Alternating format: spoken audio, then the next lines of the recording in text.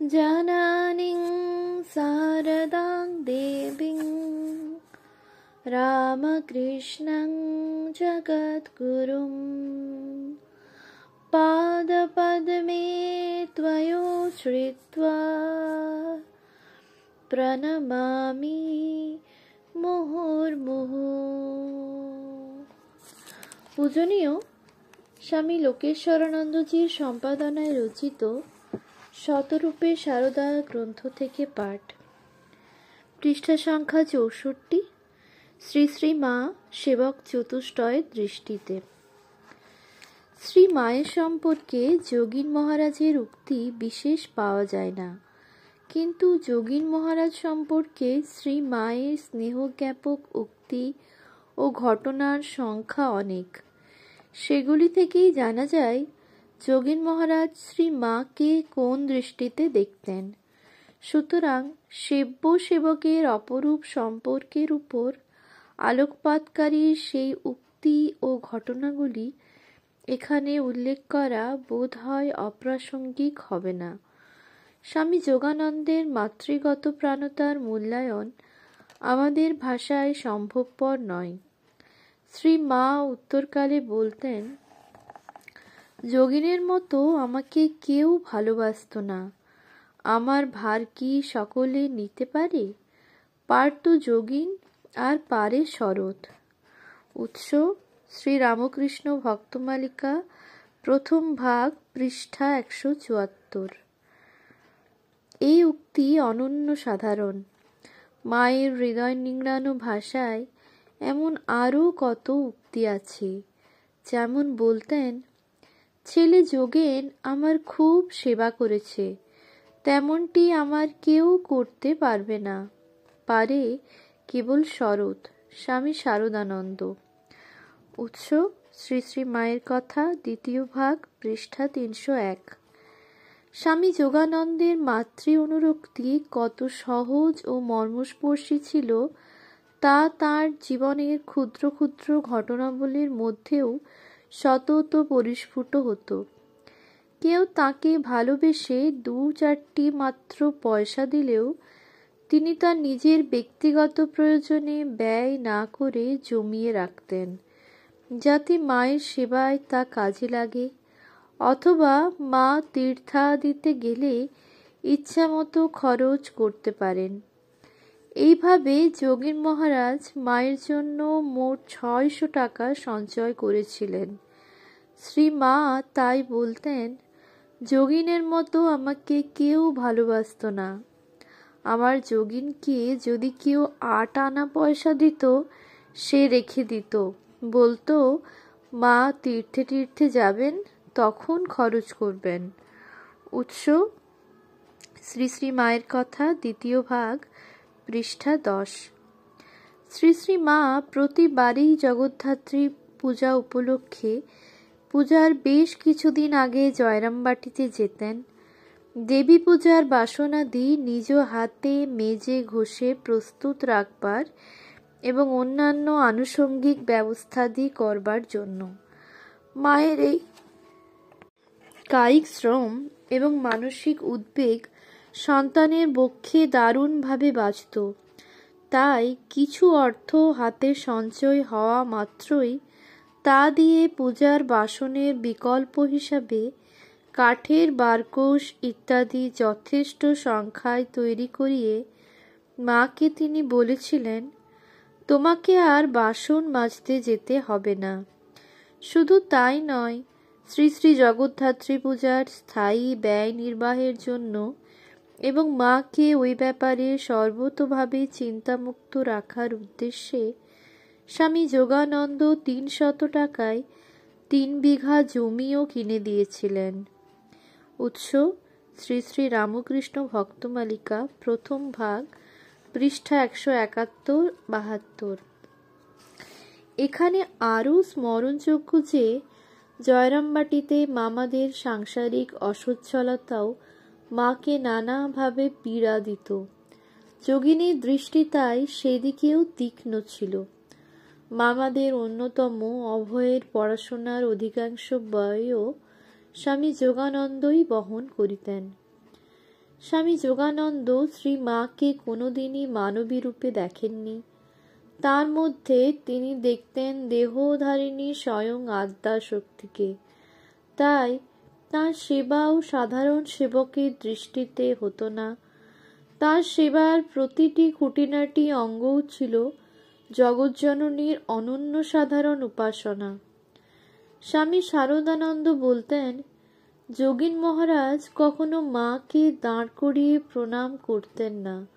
মা চলে গেলে সেই স্থান হতে ধুলি নিয়ে মাথায় দিতেন।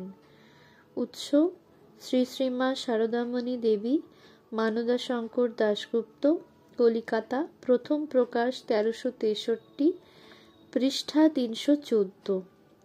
স্বামী শারদানন্দ একবার তাকে বলেছিলেন, যোগীন, নরেনের সব কথা তো বুঝতে পারি না, কত রকম কথা বলে, যখন যেটাকে ধরবে তখন সেটাকে এমন বড় করবে যে অপরগুলো একেবারে ছোট হয়ে যায়।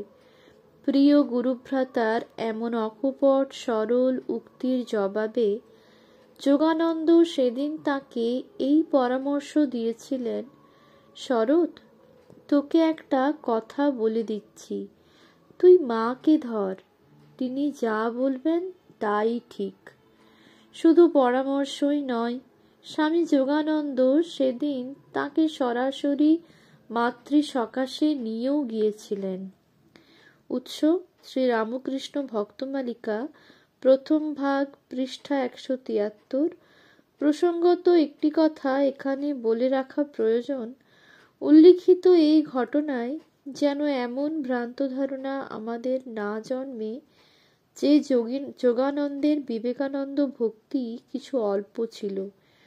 এই যোগানন্দের মুখেই শোনা যেত, নরেন নরঋষির অবতার, নরেনের মধ্যে ঋষির বেদজ্ঞান, শঙ্করের ত্যাগ, বুদ্ধের হৃদয়, শুকদেবের মায়ারাহিত্য ও ব্রহ্মজ্ঞানের পূর্ণ বিকাশ একসঙ্গে রয়েছে।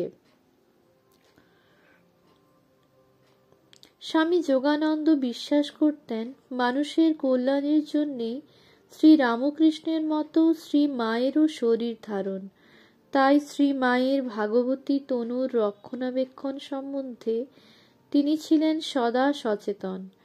স্বামীজি শ্রী মাকে কেন্দ্র করে তাঁর স্ত্রী মঠের পরিকল্পনাকে বাস্তবে রূপ দিতে দৃঢ় সংকল্প ছিলেন এবং যে কোনো প্রতিবন্ধক, তা যতই কঠিন হোক না কেন, তিনি অক্লেশে উপেক্ষা করতে প্রস্তুত ছিলেন। একমাত্র স্বামী যোগানন্দের যুক্তিতেই স্বামীজি এই ব্যাপারে নিরস্ত হয়েছিলেন। স্বামীজির কাছে যোগানন্দ যে যুক্তি দেখিয়েছিলেন তা থেকেই বোঝা যায় স্বামী যোগানন্দ শ্রী মাকে কোন দৃষ্টিতে দেখতেন। স্বামী যোগানন্দ স্বামীজিকে বলেছিলেন, সমাজের সার্বিক মঙ্গলের জন্য যা তুমি ভালো মনে করো তা নিশ্চয়ই করবে, কিন্তু এই বিষয়ে তোমার কাছে আমার একটি অনুরোধ আছে। তা হলো এই যে, মাকে এখন লোকসমক্ষে নিয়ে এসো না। তোমার কি মনে নেই, ঠাকুর আমাদের বলেছিলেন যে তাঁর সম্পর্কে সাধারণের কাছে প্রচার করলে তাঁর শরীর থাকবে না। ঠিক ওই একই কথা মায়ের সম্পর্কেও খাটে। আমি সবাইকে মায়ের কাছে যেতে দিই না বা তাঁর চরণ স্পর্শ করে প্রণাম করতে দিই না। আমি দেখি যাতে কেবলমাত্র যথার্থ এবং পবিত্র মনা ভক্তরাই তাঁর দর্শন পায়। তাই ভাই, তোমার কাছে একান্ত আমার অনুরোধ, মাকে তুমি এখন এসবের মধ্যে এনো না। উৎস: Prabuddha Bharata, volume LV11, 1952, page 507।